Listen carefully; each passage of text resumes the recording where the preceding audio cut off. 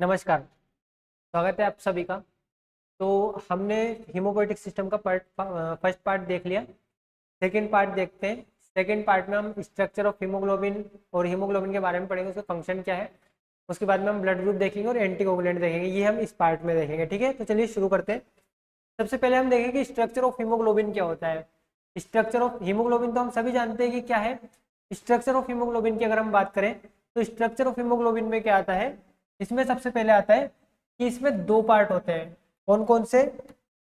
Structure of haemoglobin की अगर बात करें तो इसमें दो पार्ट आते हैं, एक जो कि ग्लोबिन पार्ट होता है और एक जो कि हीम पार्ट होता है। हिम पार्ट के अंदर क्या आता है? हिम पार्ट देखो पिगमेंटेशन करता है। हमें पता है कि आरबीसी का कलर कैसा होता है, रेड कलर होता है। तो यहाँ पे जो उससे रेड कलर प्रोवाइड करवाता है वो कौन करवाता है? वो करवाता है हीम पार्ट, जिसे हम कहते हैं नॉन प्रोटीन पार्ट। और जो ग्लोबिन है, ग्लोबिन होता है इसका प्रोटीन पार्ट। यहाँ पे ग्लोबिन क्या है? इसका प्रोटीन पार्ट। और ग्लोबिन में क्या कहा है यहाँ पर? ग्लोबिन में दो चेन्स होती है। कौन कौन सी? एक जो कि 2 अल्फा और 2 बीटा चेन्स होती है, जिसमें कि 144 एमाइनो एसिड है और यहाँ पर इसमें 146 एमाइनो एसिड है। ठीक है, ये यहाँ पे 2 अल्फा और 2 बीटा चेन्स होती है।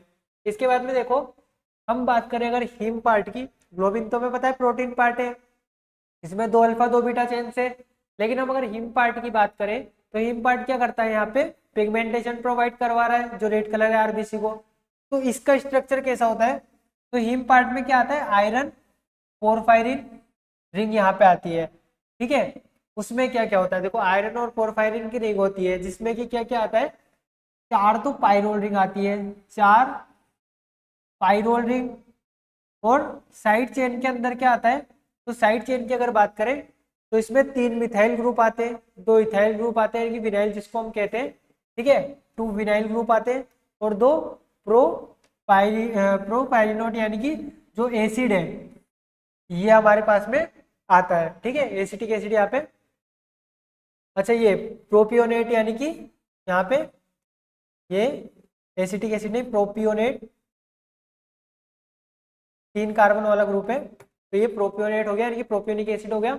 अब यहाँ पे समझो, हमने क्या कहा? 4 मिथाइल ग्रुप है, 2 विनाइल और 2 प्रोपियोनेट ग्रुप है। अब हमें इन्हें एडजस्ट कैसे करना है, ये देखो हम सीधे बना के देखते हैं कि हम कैसे इसको बना सकते हैं। तो सबसे पहले तो हमें यहाँ पे आयरन को रखना है बीच में। ठीक, इसके बाद में हम यहाँ पे बना देंगे नाइट्रोजन, ये नाइट्रोजन, ये नाइट्रोजन और ये नाइट्रोजन, ये हो गया। ठीक, हम पाइरोडिन बना रहे हैं अभी, तो हमारे पास में ये इस तरह से पाइरोल रिंग बनेगी। नाइट्रोजन भी इसी पाइरोल रिंग में शामिल है। ठीक है, 4 कार्बन की रिंग। ठीक, ये यहाँ पे और ये इस तरह से, ये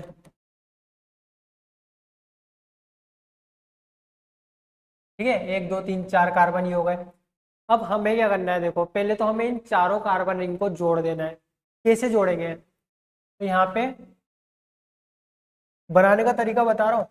पहले पायरोल रिंग बना ली, इसमें ये CH और ये CH से इस तरह से जुड़ेंगे, ये CH ग्रुप।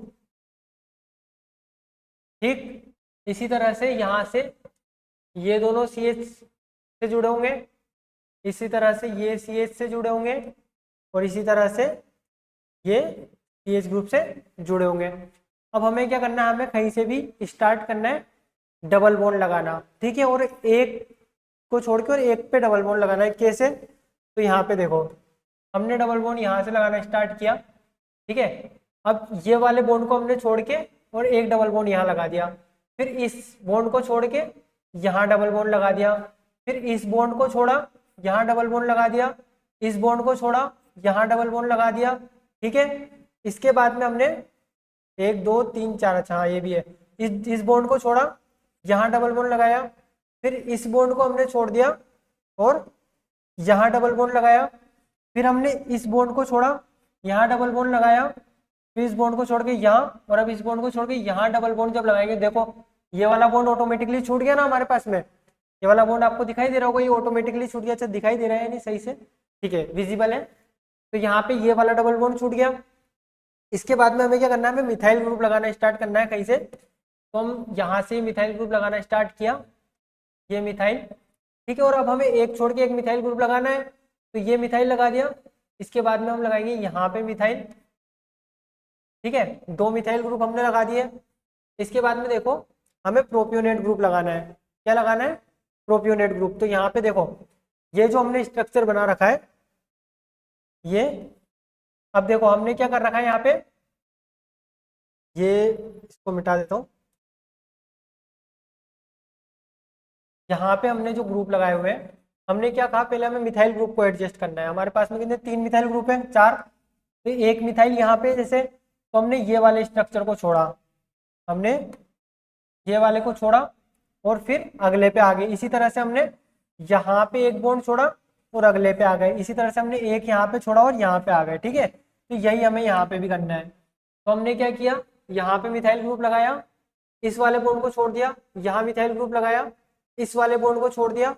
तो उसके बाद में हम, ये हमारे पास में होगा, यहाँ मिथाइल ग्रुप लगाएंगे, ठीक है, इस बॉन्ड को छोड़ देंगे, यहाँ पे आएंगे, यहाँ पे मिथाइल ग्रुप लगाएंगे, ठीक है। अब हमारे पास में 2 प्रोपियोनेट ग्रुप है, 2 विनाइल ग्रुप है, उन्हें हमें एडजस्ट करना है। तो प्रोपियोनेट ग्रुप को नीचे वाली रिंग में एडजस्ट कर दो, भले ही वो ऊपर वाली में भी हो सकता है, याद रखने के लिए बता रहा हूँ, ठीक है। ये 2 प्रोपियोनेट ग्रुप, ये प्रोपियोनेट ग्रुप यहाँ पे, ठीक है। और उसके बाद में 2 विनाइल ग्रुप को एडजस्ट करना है। तो ये CH डबल बॉन्ड CH2 और ये एक किया आ जाएगा CH डबल बॉन्ड CH2। तो इस तरह से हम बना सकते हैं हीमोग्लोबिन का स्ट्रक्चर। हमने क्या किया, पहले आयरन बनाया, पायरोल रिंग बनाई, डबल बॉन्ड लगाने का तरीका मैंने बता दिया, एक छोड़ के एक डबल बॉन्ड लगाना है। ऐसे मिथाइल लगाने का तरीका बता दिया कि दोनों रिंग के कॉर्नर पे एक छोड़ के, एक कॉर्नर ये छोड़ दिया हमने, फिर इस पे लगा दिया, फिर एक कॉर्नर छोड़ के इस पे लगा दिया, फिर एक कॉर्नर छोड़ के इस पे लगा दिया। ये हमने तरीका देखा मिथाइल का। फिर बचे हुए जो पॉइंट्स हैं, बचे हुए जो वैलेंसीज है कार्बन के, उन पे हम क्या लगा देंगे, विनाइल ग्रुप लगा देंगे। तो ये हमारा हो जाता है हीमोग्लोबिन का स्ट्रक्चर। देखो आ सकता है 5 नंबर में बनाने को कि भाई हीमोग्लोबिन का स्ट्रक्चर डिफाइन करो, आया हुआ इसलिए बोल रहा हूँ, ठीक है। इसके बाद में देखो यहाँ पे ये हमारे पास में हो जाएगा। अच्छा हीम का हमने स्ट्रक्चर देख लिया, हीम का स्ट्रक्चर है एक्चुअली, हीमोग्लोबिन ने हीम का स्ट्रक्चर है, स्ट्रक्चर ऑफ हीम। इस हीम का स्ट्रक्चर क्या क्या है, ठीक है। इसके बाद में आगे चलते हैं। तो हमारे पास में आ जाता है फंक्शन ऑफ हीमोग्लोबिन, ये हमारे पास में होगा फंक्शन ऑफ हीमोग्लोबिन। तो फंक्शन ऑफ हीमोग्लोबिन में क्या क्या आ जाता है, सबसे पहला ये कि जो हीमोग्लोबिन है ये क्या करता है, हमें पता है मेनली हीमोग्लोबिन का काम क्या है हमारी बॉडी में। हमारी बॉडी में हीमोग्लोबिन का काम है कि वो ऑक्सीजन का ट्रांसपोर्ट करे और कार्बन डाइऑक्साइड का ट्रांसपोर्ट करे, मेनली तो वही फंक्शन है यहाँ पे हीमोग्लोबिन का। तो हम लिख सकते हैं क्या, ट्रांसपोर्ट ऑफ रेस्पिरेटरी गैसेस, जो कि CO2 O2 वगैरह हो गई, O2 from lungs to tissue and CO2 from tissue to lungs. तो ये हीमोग्लोबिन का फंक्शन एक हो गया, ठीक है।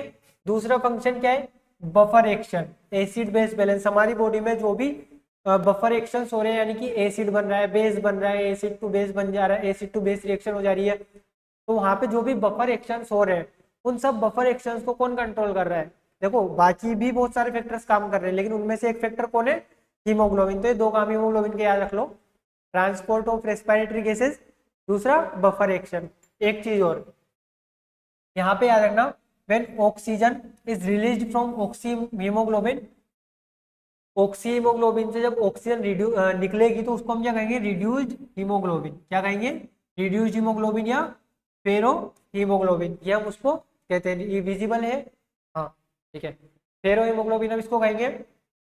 इसके बाद में देखो एफिनिटी ऑफ हीमोग्लोबिन की अगर बात करें तो to bind with CO2 is 20 times more than O2। ये तो हमने पढ़ा ही है कि CO2 की बाइंडिंग ज्यादा होती है O2 के कंपैरिजन में, कितने, 20 टाइम्स, 20 टाइम्स। और फिर हमें पता है कार्बन मोनोऑक्साइड को तो और 300 टाइम्स ज़्यादा होती है।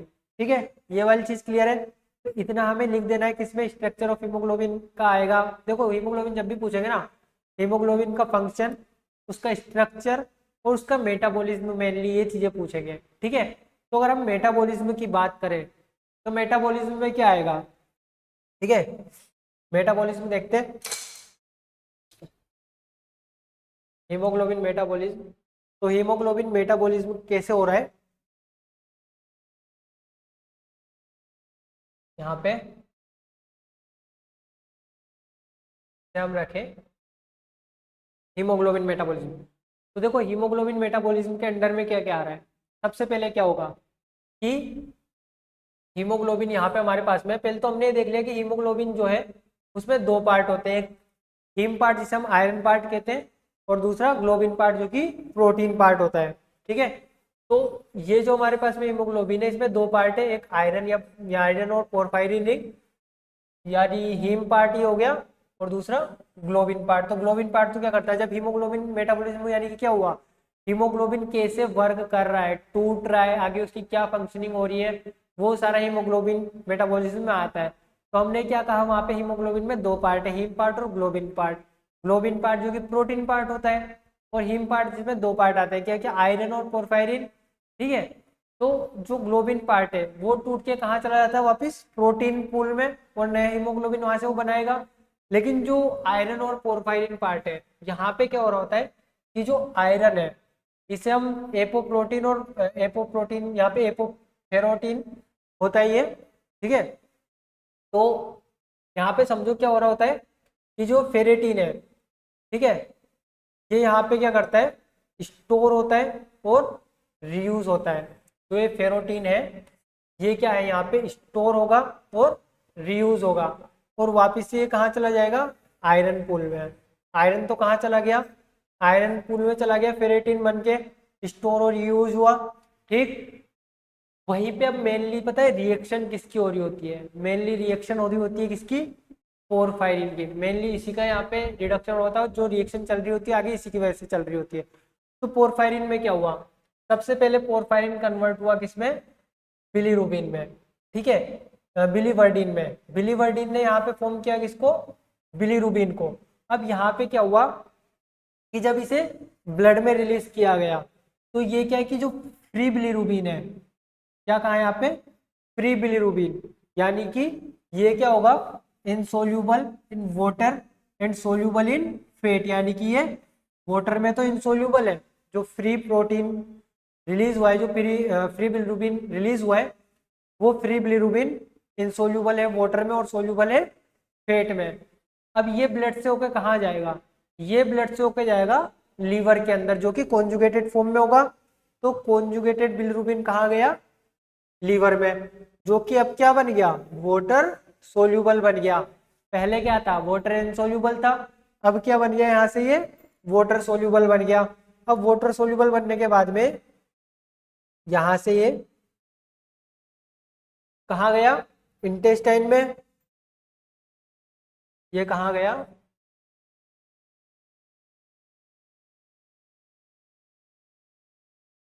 इंटेस्टाइन में। और इंटेस्टाइन में जाने के बाद क्या हुआ, अब ये कन्वर्ट हुआ यूरोकोबिलिनोजन में। किसमें कन्वर्ट हुआ, यूरोकोबिलिनोजन में, यूरोकोबिलिनोजन और स्टेरोकोबिलिनोजन में। अब वो क्या करेंगे, अब दोनों देखो अलग अलग चीजें करेंगे। ठीक है, यूरोकोबिलिनोजन क्या करता है, हमें पता है यूरिन को कलर वही प्रोवाइड करवाता है, वहीं पे फीसिस को जो कलर प्रोवाइड कराता है वो स्टेरोकोबिलिनोजन है। तो जो यहाँ पे ब्लड में रिलीज हुआ था, यहाँ पे जो ब्लड में रिलीज हुआ था बिलिरुबिन, ये वाटर में इंसोल्यूबल था कि ये अनकॉन्जुगेटेड था, क्या था, अनकॉन्जुगेटेड। लेकिन फिर ये क्या हुआ, फिर ये हुआ कॉन्जुगेटेड बिलिरुबिन में कन्वर्ट हुआ, जो कि वाटर सोल्यूबल बन गया। ठीक है, इसके बाद में ये कहाँ गया, वापस से इंटेस्टाइन के अंदर आया। इंटेस्टाइन में क्या बनाया इसने, यूरोकोबिलिनोजन और स्टेरोकोबिलिनोजन, जो कि फीसिस के थ्रू बाहर निकाल दिया जाएगा, और जो यूरिकोबिलिनोजन है वो निकाल दिया जाएगा किसके थ्रू, किडनी के थ्रू। ठीक है, यानी कि यूरिन के थ्रू वो बॉडी से बाहर निकाल दिया जाएगा। दो चीजें बनी, यूरोकोबिलिनोजन और स्टेरोकोबिलिनोजन। यूरोकोप्लिनोजन यूरिन के थ्रू बाहर निकल गया, स्टेरोकोप्लिनोजन किसके थ्रू बाहर निकल गया, फीसिस के थ्रू। तो ये वाली प्रोसेस यहाँ पे हुई है, ठीक है। इसके बाद में हम देखें हमारे पास में अगला अगला पार्ट जो यहाँ पे होगा कि जो हीमोग्लोबिन है, हीमोग्लोबिन के टाइप्स क्या क्या हो सकते हैं। तो अगर हम बात करें हीमोग्लोबिन के टाइप्स की, तो यहाँ पे हमारे पास में जो सबसे पहले होता है वो होता है HbA1। HbA1 यहाँ पे क्या होता है, ये मोस्ट कॉमन होता है एडल्ट्स में, मोस्ट कॉमन इन एडल्ट। और ये इसके जो कंपोजिशन है वो होता है 2 अल्फा प्लस 2 बीटा चेन्स।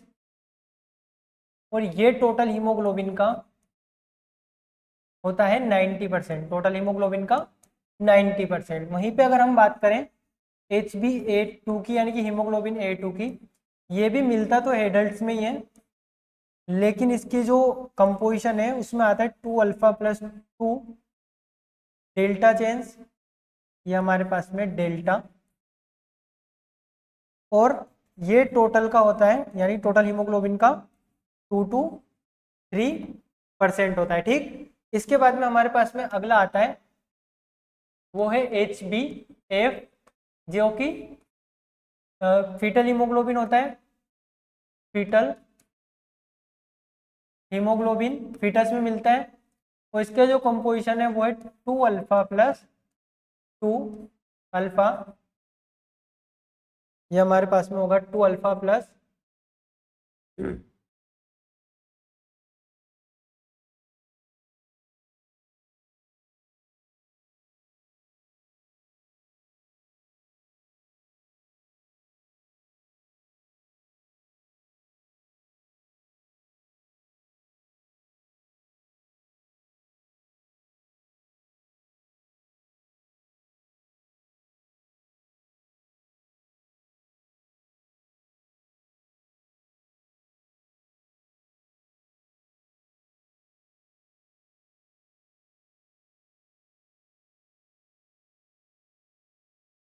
ये हमारे पास में जो फीटल हीमोग्लोबिन है, इस फीटल हीमोग्लोबिन में ये मिलता है फीटल, हमने कहा ये क्या है, फीटल हीमोग्लोबिन। और इसमें जो दो चेन्स होती है वो होती है 2 अल्फा प्लस 2 गामा चेन्स, ठीक है। ये हमारे पास में हो गया फीटल हीमोग्लोबिन। और एक हमारे पास में होता है हीमोग्लोबिन CA1, ठीक है। यानी कि इसमें क्या क्या शामिल है, इसमें पता है 2 अल्फा प्लस 2 बीटा चेन्स होती है, और साथ में इसमें होता है ग्लूकोज, इसमें क्या होता है साथ में, ग्लूकोज। तो ये हमारे कुछ टाइप्स हैं हीमोग्लोबिन के। इसके अलावा देखो कुछ डेरिवेटिव्स भी होते हैं, जैसे ऑक्सी हीमोग्लोबिन हो गया, मेथ हीमोग्लोबिन हो गया, ठीक है। ये सारे क्या होते हैं, डेरिवेटिव्स होते हैं हीमोग्लोबिन के। लेकिन टाइप्स की अगर बात करें तो ये हमने 4 टाइप्स देखे। इसके बाद में अगला हम देखें तो हमारे पास में आता है ब्लड ग्रुप सिस्टम। हमारे पास में क्या होगा, ये ब्लड ग्रुप सिस्टम। तो अगर हम ब्लड ग्रुप की बात करें तो देखो सबसे पहले तो क्या कहा है यहाँ पे कि जो इसकी डिस्कवरी की थी, क्या नाम है, कार्ल लैंडस्टेनर। क्या नाम है इनका, कार्ल लैंडस्टेनर, जिन्होंने ब्लड, अब ये तो समझाने की जरूरत नहीं है कि ब्लड ग्रुप क्या है, लेकिन अगर ब्लड ग्रुप 5 नंबर में आता है तो हमें इस तरह से लिखना है। किसने डिस्कवरी की थी, कार्ल लैंडस्टेनर ने, ठीक। क्या कहा है यहाँ पे, RBC contain genetically determined glycoprotein and lipoprotein act as antigens also called isoantigens या एग्लूटिनोजन, आइसोएंटीजेंस या एग्लूटिनोजन जिसको कहते हैं। इसके बाद में यहाँ पे बताया गया है कि हमारे पास में जो प्लाज्मा कंटेन एंटीबॉडीज होती है या एग्लूटिनाइंस होते हैं, which are directed against to the antigens when two are mixed. यानी कि क्या कहा है यहाँ पे, किसके बारे में बताया है, एंटीबॉडी के बारे में बताया है। एंटीजन तो हमने किसे कह दिया, एंटीजन जो जेनेटिकली और डिटरमाइन है, ग्लाइकोप्रोटीन्स होते हैं ये, ठीक है, और लाइपोप्रोटीन्स भी होते हैं, ठीक। इसके बाद में जो एंटीबॉडीज है वो क्या करती है, किसके साथ रिएक्ट करती है, किसके अगेंस्ट में काम करती है एंटीबॉडी, एंटीजन के अगेंस्ट में। ठीक है, तो ये दो चीजें याद रखना कि एंटीजन को और क्या कहते हैं, एग्लूटिनोजन, और एंटीबॉडी को और क्या कहते हैं, तो एंटीबॉडी को यहाँ पे कहा जा सकता है एग्लूटिनाइन भी यहाँ पे कहा जा सकता है। ठीक, और एंटीबॉडी एंटीजन को यहाँ पे एग्लूटिनोजन भी कहते हैं। ठीक है, इसके बाद में अगर हम बात करें ब्लड ग्रुप सिस्टम की कि ब्लड ग्रुप सिस्टम क्या है, तो यहाँ पे देखो a group of related antigen present on RBC, present on RBC, antigen कहाँ पे मिलते हैं, आरबीसी के ऊपर, showing similar chemical genetic reactivity properties constitute blood group system, यानी कि जो जेनेटिकली भी सेम हो और जो यहाँ पे केमिकली भी सेम हो और जो जिनकी रिएक्टिव प्रॉपर्टीज है वो भी सेम हो, तो वो क्या बन के बनाते हैं, ब्लड ग्रुप सिस्टम को फॉर्म करते हैं। ठीक, अब हम जो ब्लड ग्रुप सिस्टम की बात करते हैं वो क्या है, एबीओ ब्लड ग्रुप सिस्टम, यानी कि अब देखो यहाँ पे क्या क्या आता है इसमें, antigen A and B are complex oligosaccharide having different terminal sugars, यानी कि कॉम्प्लेक्स ओलिगोसेकेराइड्स होते हैं ये, जिनके टर्मिनल पे डिफरेंट शुगर्स लगे हुए होते हैं। ठीक है, अगर बात करें एंटीजन ए की, तो एंटीजन ए में हमारे पास में क्या आता है, N acetyl glucose galactosamine, antigen B में गैलेक्टोस, शुगर की बात चल रही है, ओलिगोसेकेराइड तो यही से, उनके टर्मिनल पे कौन कौन से शुगर है, तो एंटीजन ए के टर्मिनल पे एन एसिटाइल गैलेक्टोसामाइन, एंटीजन बी के टर्मिनल पे गैलेक्टोज, और रेड सेल्स जो है ग्लाइकोलिपिड्स, और वहीं पे जो बॉडी फ्लूइड एंड टिश्यूज है उनमें ग्लाइकोप्रोटीन्स, इनमें ग्लाइकोलिपिड्स और ग्लाइकोप्रोटीन्स ही मिलते हैं मेनली। तो ये वाली चीज हो गई एक हमारे पास में। इसके बाद में हम देखें आगे यहाँ पे, तो ये हमारे पास में होगा कि लैंडस्टेनर लॉ क्या है, यहाँ पे कहा है कि लैंडस्टेनर लॉ क्या है, तो इसको देखो, देखो हमें ये पता है कि मान लो मेरे अंदर एंटीजन ए है, तो मेरे अंदर एंटीबॉडी ए नहीं हो सकती, वहीं पे अगर मेरे अंदर एंटीजन बी है तो मेरे अंदर एंटीबॉडी बी नहीं हो सकती। क्यों, क्योंकि आपस में रिएक्ट कर जाएगी, सीधी सीधी सी, अगर सामान्य शब्दों में जनरल लैंग्वेज में बात करें तो यही हो सकती है। लेकिन लो क्या दिया है, लो में कहा है if particular agglutinogen is present in the RBC corresponding agglutinin must be absent in the serum, यानी कि अगर आरबीसी पे एंटीजन ए प्रेजेंट है तो प्लाज्मा के अंदर एंटीबॉडी ए नहीं हो सकती, वरना तो उसकी क्या अगेंस्ट में काम कर देगी, तो वो नहीं हो सकती। तो यहाँ पे देखिए अगला क्या कहा, if a particular agglutinogen is present absent in the RBC the corresponding agglutinin must be present in the serum, same ही बात को रिपीट करके बोल दिया है।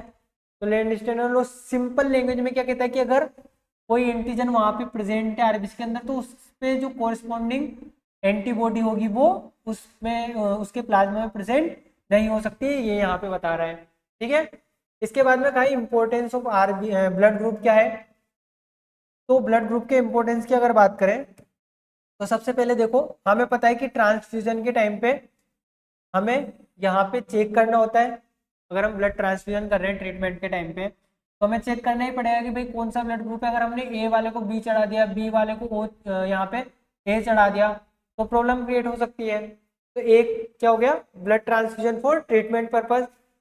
और इसके बाद में पेटर्निटी डिस्प्यूट्स हो जाते हैं कई बार, पेटर्निटी डिस्प्यूट्स जो होते हैं उसके अंदर भी ब्लड ग्रुप सिस्टम काम करता है। वहीं पे मेडिको लीगल केसेस में एक ये काम करेगा, जो मेडिको लीगल यूजेस होते हैं वहाँ पे ब्लड ग्रुप सिस्टम होता है। उसके बाद में ससेप्टिबिलिटी टू डिजीज, डिजीज की ससेप्टिबिलिटी देखने के लिए भी ब्लड ग्रुप को देखा जाता है या ब्लड ग्रुप यहाँ पे यूज किया जाता है। तो ये हो गए ब्लड ग्रुप के यूजेस। तो इतना अगर ब्लड ग्रुप आता है तो 5 नंबर में हम लिख सकते हैं। ठीक, इसके बाद में हमारे पास में अगला आता है वो है एंटी कोगुलेंट्स, यानी कि एंटीकोगुलेंट्स क्या है, जो कि ब्लड ग्रुप को यहाँ पे क्लोट करते हैं, ब्लड ग्रुप को क्लोट करते हैं। ठीक है, या फिर जो भी हमारे पास में क्लोटिंग ऑफ ब्लड है उसको डिले करते हैं। एक्चुअली यहाँ पे क्या है, ये एंटीकोगुलेंट द सब्सटेंस। अच्छा, इसके बाद में हम बात करें, इसके बाद में हम बात करें एंटीकोगुलेंट की। तो एंटीकोगुलेंट हमारे पास में क्या है, एंटीकोगुलेंट्स वो होते हैं the substance employed to delay, suppress और प्रिवेंट क्लोटिंग ऑफ ब्लड, यानी कि वो सब्सटेंस जो कि ब्लड की क्लोटिंग को डिले करे, उसे सप्रेस करे, उसे हम क्या कहते हैं, एंटी कोगुलेंट यहाँ पे कहते हैं। तो ये हमने देखा एंटी कोगुलेंट की डेफिनेशन। इसके बाद में देखो कुछ एंटी कोगुलेंट्स के नाम बताएं, कुछ इन विट्रो होते हैं, कुछ इन विवो होते हैं। तो इन विट्रो अगर बात करें तो इन विट्रो में हमारे पास में क्या क्या आता है, एडीटी है, trisodium citrate, double oxalate, sodium fluoride, heparin. In vivo की अगर बात करें हिपेरिन और, अच्छा हिपेरिन देखो दोनों जगह है, इन विट्रो में भी और इन विवो में भी है, ठीक है। ये आ गया डाइक्यूमेरोल डेरिवेटिव्स, ठीक। इसके बाद में देखो अब सबसे पहले हम देख लेते हैं हिपेरिन के बारे में, थोड़ा सा तुम्हें लिखना पड़ेगा इनके बारे में। तो सबसे पहले अगर हम हिपेरिन की बात करें तो हिपेरिन के अंदर क्या आ जाएगा, देखो हिपेरिन को मोस्ट कॉमनली यूज भी करते हैं, हमें पता है, और हमारी बॉडी में नेचुरली फॉर्म भी होता है। तो हिपेरिन के लिए बताया गया है नेचुरली प्रोड्यूस्ड एंटीकोगुलेंट। हमने बात की अभी कि नेचुरली बॉडी में प्रोड्यूस होता है, तो नेचुरली प्रोड्यूस्ड एंटीकोगुलेंट बाय किससे होता है, मास्ट सेल से इन लीवर एंड लंग्स, ठीक है। मास्ट सेल से भी होता है, बेसोफिल से भी होता है, कहाँ, लीवर और लंग्स के अंदर, ठीक है। ये वाली चीज एक क्लियर है। इसके बाद क्या है, कॉन्जुगेटेड पॉलीसेकेराइड ही होता है। 3 पॉइंट से कौन कौन से, पहला नेचुरली प्रोड्यूस होता है मास्ट सेल और बेसोफिल के अंदर, कॉन्जुगेटेड पॉलीसेकेराइड, और प्रिवेंट करता है किसको, इंट्रावेस्कुलर ब्लड क्लोटिंग को during surgery, during surgery, surgery के दौरान जो भी यहाँ पे इंट्रावेस्कुलर ब्लीडिंग होगी उसको ये रोकेगा या प्रिवेंट करेगा। इसके बाद सेकंड आता है, ये तो पहला हो गया, यहाँ पे नंबरिंग डाल देते हैं, पहला हो गया हिपेरिन, दूसरा हमारे पास में आता है क्यूमेरिन डेरिवेटिव्स। तो क्यूमेरिन डेरिवेटिव्स की अगर बात करें तो क्यूमेरिन डेरिवेटिव्स में क्या है, देखो क्या लिखा है यहाँ पे कि ये इनहिबिट करते हैं एक्शन ऑफ विटामिन के को। अब हमें पता है कि जो विटामिन के है वो इसेंशियल है किसके लिए, वेरियस क्लोटिंग फैक्टर्स के लिए। यहाँ पे भी जो हमारे पास में विटामिन के है, ये वेरियस जो क्लोटिंग फैक्टर्स है उनके लिए रिस्पॉन्सिबल होता है। अब अगर हम यहाँ पे देखें कि इसका यूज कहाँ है, तो ये ओरल एंटीकोगुलेंट है, ये ओरल एंटीकोगुलेंट है, ठीक। इसके बाद में देखो ईडीटीए की अगर हम बात करें, थर्ड हमारे पास में क्या आता है, ईडीटीए। तो ईडीटीए का यहाँ पे पूरा नाम क्या है, ये है ethylene diamine tetra acetic acid, ठीक। ये करता क्या है, तो ये प्रिवेंट करता है ब्लड क्लोटिंग को बाय रिमूविंग कैल्शियम, यानी कि ये क्या करता है, ये कैल्शियम को रिमूव कर देता है। हमें पता है जब हम कैस्केड मैकेनिज्म पढ़ते हैं तो कैस्केड मैकेनिज्म के अंदर कैल्शियम कितना इंपॉर्टेंट रोल प्ले करता है, ये हमें पता है। तो जब ये कैल्शियम को ही रिमूव कर देगा, जब ये कैल्शियम को ही रिमूव कर देगा तो क्या वहां पे क्लोटिंग हो पाएगी, नहीं हो पाएगी, इजी सी बात है। तो ये क्या करता है, ये कैल्शियम को रिमूव कर देता है ब्लड से, तो वहां पे ब्लीडिंग या हम कहें कि क्लोटिंग नहीं हो पाती है, ठीक। 2 फॉर्म में होता है ये, डाइसोडियम सोल्ट की फॉर्म में यानी कि Na2 EDTA, वहीं पे ट्राई पोटेशियम सोल्ट की फॉर्म में यानी कि K3 EDTA की फॉर्म में, 2 फॉर्म में हो गया, ठीक है। ये वाली चीज क्लियर है। इसके बाद में इसके लिए एक चीज और बताइए कि यहाँ पे ये administered intravascularly in case of lead poisoning, ये भी याद रखना कि लेट पॉइजनिंग के केसेस में क्या होता है, इंट्रावेस्कुलर यहाँ पे एडमिनिस्ट्रेट होता है, यानी कि इसको इंट्रावेस्कुलरली यूज किया जाता है, किसके केस में, लेट पॉइजनिंग के केस में। इसके बाद में अगला हमारे पास में आता है ऑक्सिलेट कंपाउंड। ऑक्सिलेट कंपाउंड क्या करते हैं, यहाँ पे ये ओनली इन विट्रो यूज में काम आते हैं जो ऑक्सिलेट कंपाउंड से। ये भी देखो जो हमारे पास में ईडीटीए था वो क्या कर रहा था, कैल्शियम को रिमूव कर दे रहा था, इसी तरह से ये भी क्या करता है, ये भी कैल्शियम को रिमूव करता है। Oxalate combined with calcium, calcium को रिमूव करता है, उससे बाइंड कर जाता है अब जब कैल्शियम ऑक्सलेट बन गया, इसने रिमूव कर दिया ब्लड से, तो क्या वापिस से वही बात आ जाती है, क्या क्लोटिंग हो पाएगी? इजी सी बात है, नहीं हो पाएगी क्लोटिंग। तो ये इस तरह से यहाँ पे से कैल्शियम को रिमूव करके और क्लोटिंग को रोकता है। वहीं पे अगला बात करें, जो आता है हमारे पास में सिट्रेट। तो सिट्रेट क्या करता है? सिट्रेट भी देखो, ये भी मेनली कैल्शियम पे काम करता है। इसको हम देखें, ये भी क्या है? मेनली कैल्शियम पे ही काम करेगा सिट्रेट। कौन कौन काम कर रहा है कैल्शियम पे? ईडीटीए कर रहा है, ऑक्सिलेट कंपाउंड्स कर रहे हैं और सिट्रेट कर रहा है। ये क्या कर रहे हैं? ये कैल्शियम को रिमूव कर दे रहे हैं, जो मेन फैक्टर है उसी को रिमूव कर दे रहे हैं, तो क्लोटिंग नहीं होने देते हैं। इस तरह से citrate sodium, potassium and ammonium citrate होते हैं। और ये क्या करते हैं? कैल्शियम से बाइंड करते हैं, कैल्शियम को ब्लड से रिमूव करते हैं। Use to store blood in the blood banks, ये याद रखना। जो सिट्रेट है ये ब्लड बैंक्स में काम आता है, ईडीटीए भी काम आता है, लेकिन सिट्रेट ईडीटीए दोनों को यहाँ पे यूज किया जाता है ब्लड बैंक्स के अंदर। तो ये हमारा हो गया क्या? एंटीकोगुलेंट्स वाला खत्म। तो इस वाले लेक्चर में हमने हीमोग्लोबिन देख लिया, हीमोग्लोबिन का स्ट्रक्चर देख लिया, उसके टाइप्स देख लिए, फंक्शंस देख लिए, उसका मेटाबॉलिज्म देख लिया, ब्लड ग्रुप हमने देख लिया, एंटीकोगुलेंट हमने देख लिया। इसके बाद में हमारा जो नेक्स्ट वीडियो होगा उसमें एनीमिया, जॉन्डिस और जो भी बचा हुआ पोर्शन है वो सारा हम खत्म करेंगे। धन्यवाद।